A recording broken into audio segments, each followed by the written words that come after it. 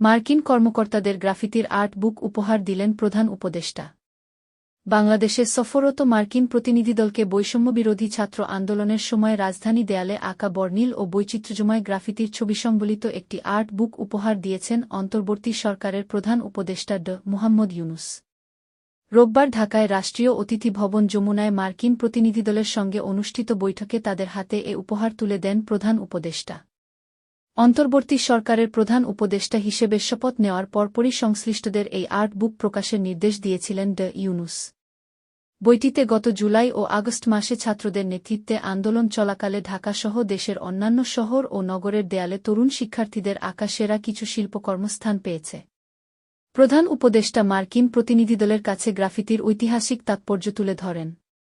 তিনি বলেন, এসব গ্রাফিতিতে স্বৈরাচারী শেখ হাসিনার পাশবিক শক্তিকে প্রতিহত করতে নৃশংস এক বাহিনীর মুখোমুখি আন্দোলন বিক্ষোভে অংশ নেয়া শিক্ষার্থী ও যুবকদের দাবি দেওয়া, আবেগ অনুভূতি, আশা আকাঙ্ক্ষা চিত্রিত হয়েছে।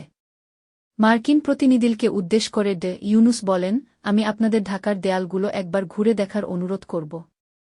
এসব গ্রাফিতি এখনও রাজধানীর দেয়ালে দেয়ালে শোভা পাচ্ছে।